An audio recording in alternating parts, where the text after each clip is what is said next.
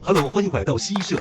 这部影片呢，要带你看是，如果你发现你对人生没有规划，你不知道自己要做什么，感到非常的迷惘，可是你已经25岁，你已经30岁了，那该怎么办？那这部影片提供非常多的方法以及正确的心态，能够帮助到你。以下就让我们看正片。Alright, so in this video, we're going to talk about how to reinvent yourself in your 30s. How to start again, whatever it is that you want to do, something different, something big. How do you do that in your 30s when it seems like everyone else has their life figured out? Everyone knows what they want to do. They're going, like getting promotions at jobs, have established careers or getting married. And you're just there like, wait, I don't actually know what the hell I'm going to do with my life. And I've been there myself. So I want to help you because it can be a period that has a lot of anxiety. Because it's also like that critical point where society's expectations and social pressure, like in the family meetings or whatever, starts to meet like your internal anxiety as well of feeling, wait, I should have my life figured out. First thing to say is it's completely normal to not know what you want in life or to feel like you haven't got anything figured out as you hit 30. It's normal. It's fine. In fact, a lot of the people that are in established jobs or acting like, you know, they know what they're doing and they're loving their job or in established relationships, a lot of them, okay, they don't actually take time to inquire into themselves about what it is they truly want in life. And because they don't want to fall into that anxiety of thinking, oh, what do I truly want? You know, they didn't really want this anxiety feeling. They wanted to just take the next step that was supposed to be taken. So they're always like ahead of the curve or doing the right thing by everyone's standards. Seriously, like ask yourself, like, do you think your friends who have these like established things, like they actually took time to be like, is this what I want to do with my life? Is this what's going to give me fulfillment where I want to dedicate my life? I mean, obviously there are some people that did do this, but the majority of people are living in order to avoid that exact anxiety that you're feeling. And that's why they say yes to that job. That's why they say yes to the proposal even. And this is, frankly speaking, in my opinion, how 90+% of the world live. Because anxiety is basically the same thing as freedom. This is something that I'll talk about in another video, maybe the next video. I don't want to get too philosophical right now. But understand that if you feel anxious, it's on some level because you want to be free. Because you really want to make choices that matter to you, that matter in the grand scheme of things. But I digress, all right? So let me tell you a little bit about my story as I turned 30, right? Because I turned 30, I had no money, no net worth, maybe negative net worth because I moved back in with my parents, you know, like a 30-year-old single guy living with his parents. It's unthinkable almost in Korea, right? I just come out of the military service in Korea, something that I had avoided and ran away from for the majority of my 20s. And I was kind of overqualified because I could speak these languages and I had this like masters and stuff from abroad. And I'm here in Korea, like sort of overqualified and difficult to hire from companies' perspectives as well. Like I go to these consulting interviews. I know I didn't want to do it, but I went there just because of the same anxiety that we just talked about. And then the guys would like feel kind of threatened because I was overeducated, but they also really wanted me. And it was just a weird thing. And in the end, when I saw the offices, the cubicles, the mood, the facial expressions of the people that were interviewing me and stuff, I was like, I don't really want to be in this environment. So there was this thing that I always wanted to do, which is make content, be a coach, and do YouTube. Let me try that, right? And can you imagine this, right? Like, my friends are in established jobs and doing all this kind of stuff. I'm coming out the military. I'm 30. I'm turning 30. No money. And I think I'm going to make YouTube videos. Do you think I was not anxious about my future? Do you think I was like just, oh, you know, I'm going to, like, of course it happened. And of course there were people around me thinking or saying or just simply advising, like biggest was from the parents, like, even if you wanted to do your own business, you should get the experience by going to a job, go find a job, understand the system. That's what they always say, right? But I just knew, I was like, no, this is something that I want to try and I'm going to do it. And I started making these vlogs. I started making these random travel vlogs. Maybe some of you have seen them, like went to Thailand with my friend and things. And at some point, my brother goes, okay, dude, you know, I love watching your vlogs because you're my bro, but you're not a hot girl. You don't have a big ass. Like, why are people going to be interested in this? Why don't you make some videos about how you helped like other people and myself and yourself in transforming your body? Why don't you make a video about that? And that's how the fitness channel started. Some of you might not know I have a fitness channel, right? So what does that mean? What am I trying to say? The first thing is you need to break the flow in a way, right? Because what I was going through was just academia after academia after academia, just going through the hurdles of like, passing the exams, then finding a job. And again, like I said, to avoid the anxiety, like you're always doing something so that you feel like you're going somewhere. Because if you don't, you have to stop and reflect, and that makes you anxious. So everyone's constantly trying to do something. It's probably why people smoke as well. And then anyways, what the military did is it kind of broke the flow of academia, broke the flow of just trying to go somewhere in that profession. And it was just such a radical break in what the hell I was doing that I was forced to kind of think and reinvent and kind of ask myself, what the hell is going to happen with my life afterwards? It was almost like a forced period of anxiety. And I'm so thankful for that now, because that initial break is what gave me the mental space to re-envisage my future life and to make even content ideas. I was coaching military guys in there because they were younger than me with fitness and with life and giving life advice. And it was in here that I started cultivating this idea, this dream of, doing this YouTube and this coaching as a real business. Okay. So what does that mean? That means in your life right now, you're in various rhythms, various flows. Think about your life as a big story and which chapter you're in. And in this chapter, you probably think everything's happening just nonstop, but you're just in this rhythm. You're just ticking along because it's what you've been doing, because it's what you've always thought you should be doing. And you're just going, right? Maybe you're at university, just doing this next thing. Maybe you're applying for jobs or trying this new business. And what you need to do is sometimes take a break from the flow of that way of thinking. And you can take small breaks by just going out to nature. You can spend a week in nature and just really just not think about anything except just chill around. You can maybe go traveling and change your environment completely. And what that does is it breaks the normal pattern of thinking that you already have so that you can have new ideas and new ways of thinking. And in that moment, a space opens up for something else, some new idea to come to you. Something that is maybe closer to what you truly want in your gut. Okay. So that's the next thing. That leads on to the next point, which is to have patience and to listen to your gut, right? So let's say you took a little break from your job or whatever. You took 1 week in nature by yourself, or you went traveling, or maybe you had a forced break by you got fired or something like this. Don't see this as a devastating situation.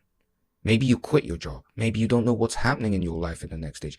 Don't take this moment to be a bad thing that you need to run out of. Don't rush into the next relationship. The time you spend after you break up is the time you really need, right? A lot of people say it's the same thing. Let's say you got laid off or you quit or you took this intentional break. Don't try to run away from the anxiety that is inherent in that break, because it is that moment. If you're patient in that moment and you're open to new things entering you, something will happen. Some vision is going to come to you. I don't mean to sound too esoteric, but something's going to happen where you're going to start to think shit, this is actually what I want. I'd love to do this, right? Or some new idea. It may literally be something like a vision, like a dream, or something you see, or just like a advertising you see that gives you an inspiration. But all of this weird creative inspiration can only come if you have the patience to wait for it in that moment of anxiety. Does that make sense? And when it comes, it doesn't come on the level of intellect usually. It's usually a gut feeling. It's a gut feeling, and it's like a flash where you're oh, that would be really cool, right? And then your brain and all the years of conditioning and education is going to come flooding back and tell you why that idea you had was so dumb you should never do it. Okay? The brain interrupts the gut. A second after, the gut feeling just shows you the truth. So you have to have the patience to wait for a vision and the courage to follow your gut. Okay? Whatever it is. It may be to start a new business. It may be to quit your job and start something new. It may be to apply to this thing that you never thought you would, and whatever it is. Okay? And this is usually happening around that critical moment at 30 years of age, because it's that moment of am I going to continue just doing whatever the hell I've been told I need to do? Or it's the last chance to reinvent myself. It's not actually the last chance, but that's how you feel, right? Next. So you've waited for the vision, and you've seen this kind of idea emerge in your gut. And then it kind of develops and you're okay, maybe this is what I want to do. What do you got to do? You got to have the courage to just take that opportunity and go for it. Okay, you got to when something happens, usually if you have an opportunity, a lot of people are just like, oh, they're half-assed about it. They're wondering whether it's going to succeed. They're kind of sad. They're kind of thinking, is this going to be okay? Is this going to fail? And because of that, they never take that first step. But what you have to do instead is think, well, the faster I figure out whether it's going to work or not, the faster I can move on to another thing. So I need to just give it my best shot and try it right now. And that's what you need to do. You need to just go head in that's what I did, right? When I made the video and after a month, like my first fitness video started taking off on the YouTube algorithm, I knew that this was a wave, that this was a momentum that I needed to ride. And I knew that chance, right? Even though fitness isn't my only passion. And as you can probably see from this video, I want to delve into lots of other topics and things. Like I knew that that was my window into this online creator world where I could coach people and give them value in this way. So I remember making like lead magnets or free workout routines to really build a business out of this. And all the things that I had done in my PhD years or in my free time in my master's, where I was trying to like hustle and make side money and learning about sales and marketing and online business.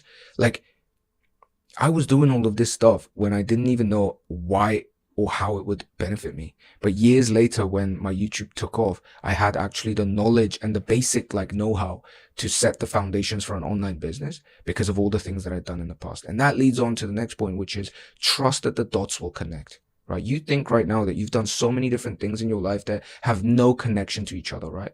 You're like, I studied this in uni and then now I got this job experience and then I did this summer camp for a bit and then I went traveling to South Africa and now I'm trying to do this. Like, shouldn't there be this continuous flow that I go from A to B? Guess who instilled that way of thinking into your brain? That's how society wants you to think, just in a linear, causal manner.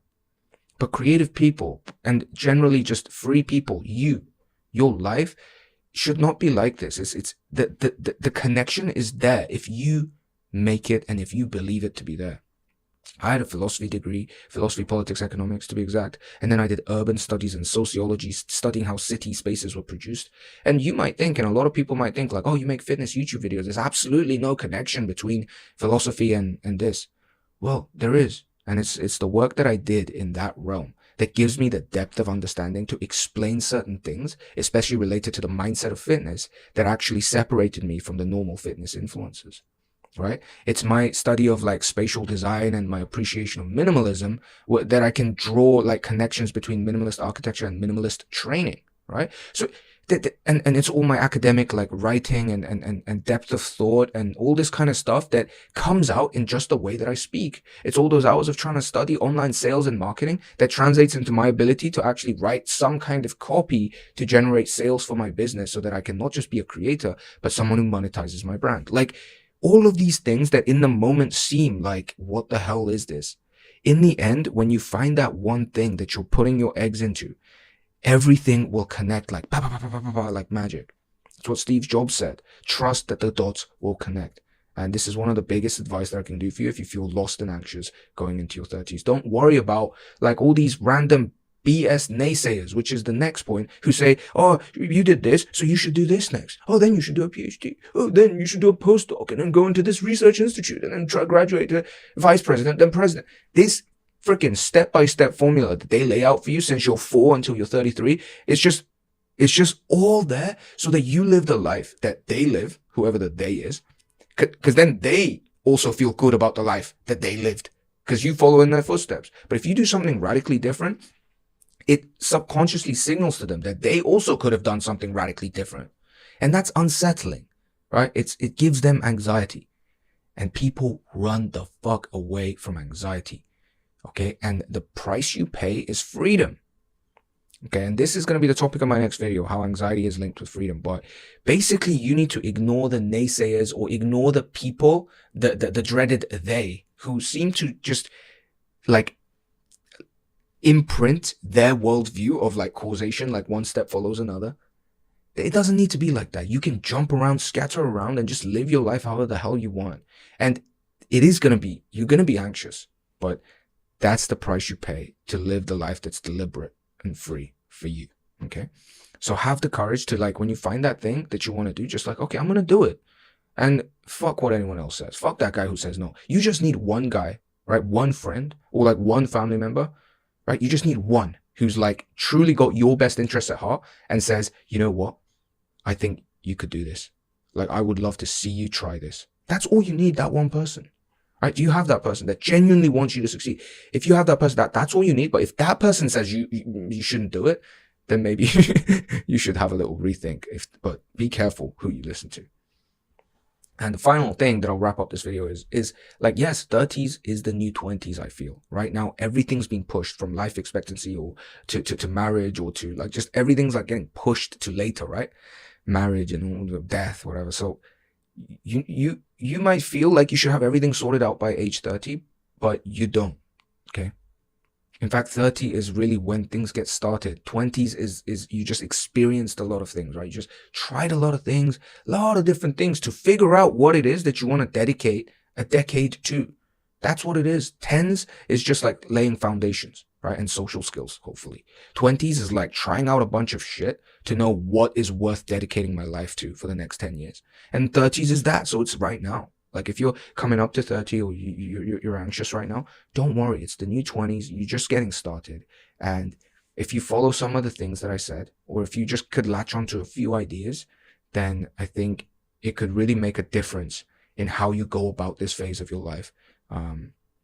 And yeah, so I hope this video helped, and give me some ideas for more videos. It's a very free flow kind of style, but yeah, let me know what you think. Bye-bye. So that's all of today's video. Thanks for watching. Like, comment, subscribe. See you. Peace.